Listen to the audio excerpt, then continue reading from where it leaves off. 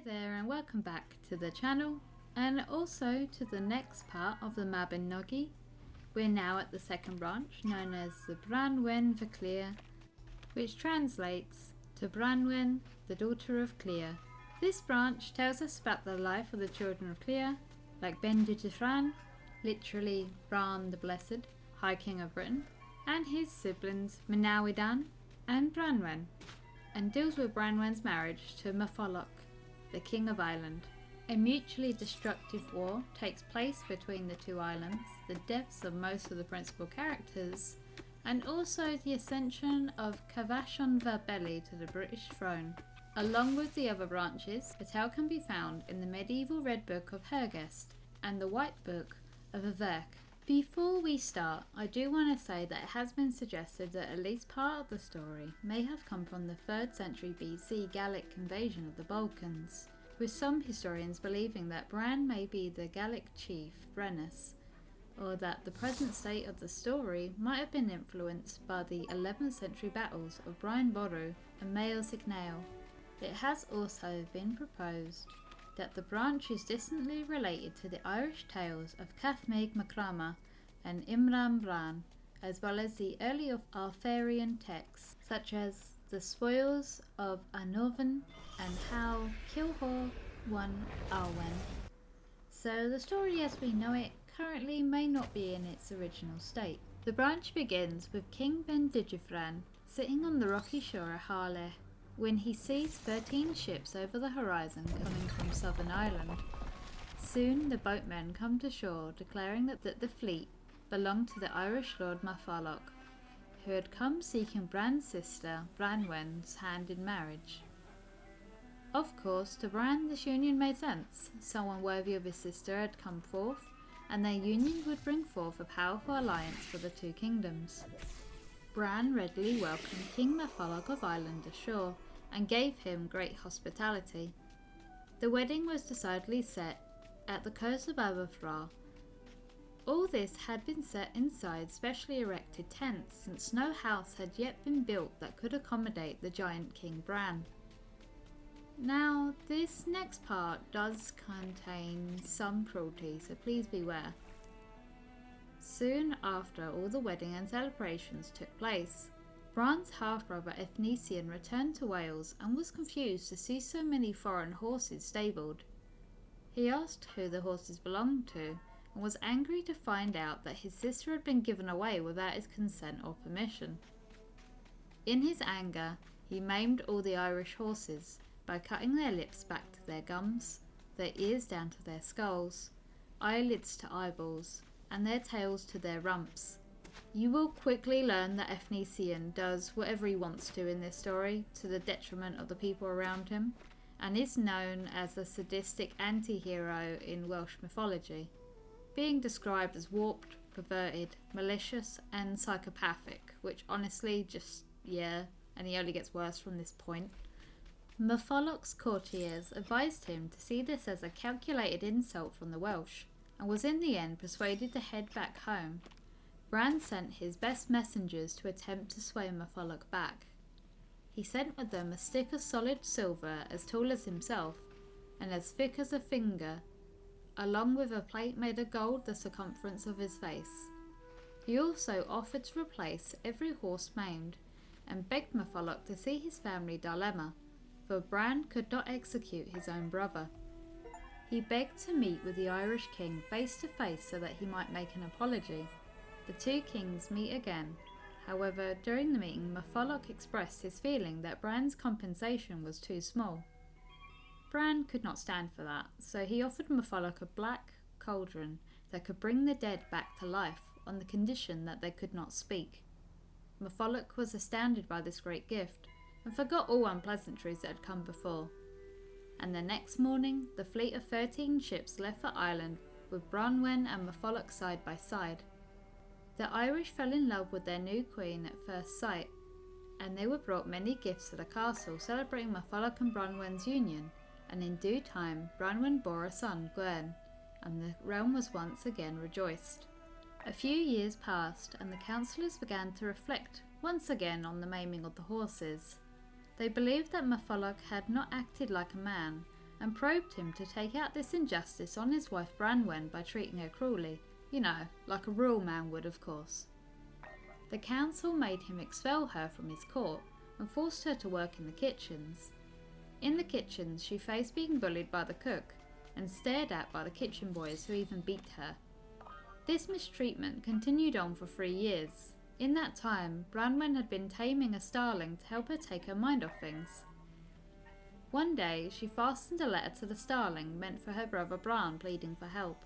The bird made its way to Wales and dove from the sky during one of Bran's legislative assemblies. What Bran read inside made him feel despair, then utter fury. He declared war on the Irish to exact revenge for his beloved sister. Bran led all his armies down to the shore of Ireland. From the shore, Matholwch's swineherds saw an awesome sight. An entire landscape seemed to be moving towards Ireland.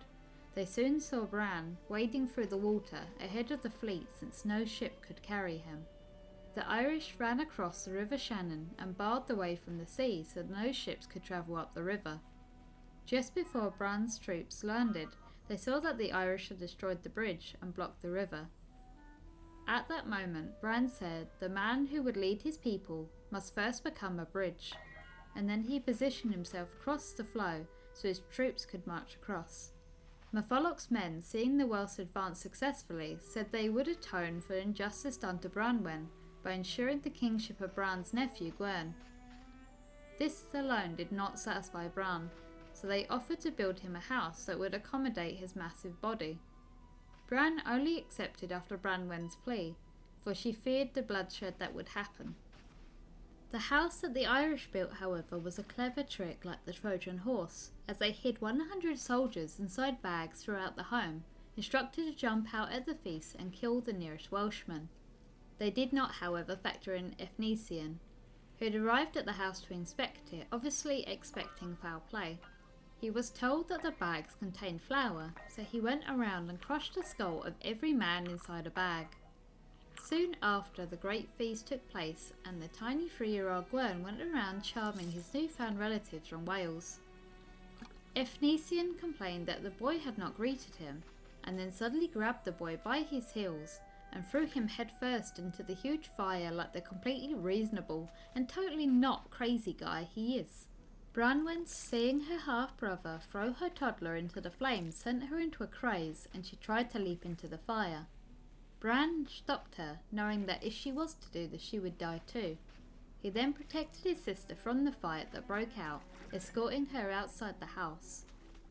The Welsh had the advantage until the Irish brought out their secret weapon, the black cauldron that could reanimate the dead.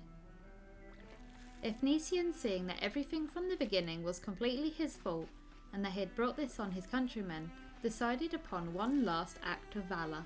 He hid himself in the bodies of the fallen Irish. When the cauldron attendants came along and threw him in, he spread his body out in all directions, shattering the cauldron but sacrificing himself in the process. Who is actually sad for him though at this point? During the great fight, Bran took a fatal blow to the foot with a poisoned spear, and as he lay in his deathbed, he gave his men these last instructions. "Take the head," he said, "and bring it to the White Hill, and bury it with its face towards France.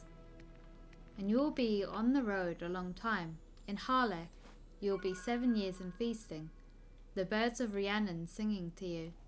The head will be as good company to you as it was at its best when it was ever on me, and you will be in Gwales and Penfro for 80 years, until you open the door facing Aberhaverlen on the side facing Cornwall, and you will be able to abide there along with the head, with you uncorrupted.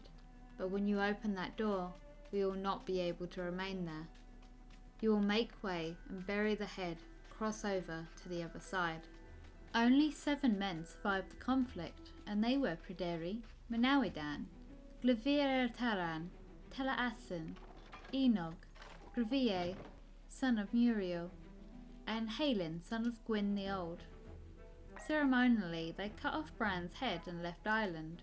When they returned to Wales, and Branwen had time to contemplate all that had happened with her family, her child, she died there on the spot of a broken heart. Men buried her where she fell and continued on their quest for Bendigeidfran.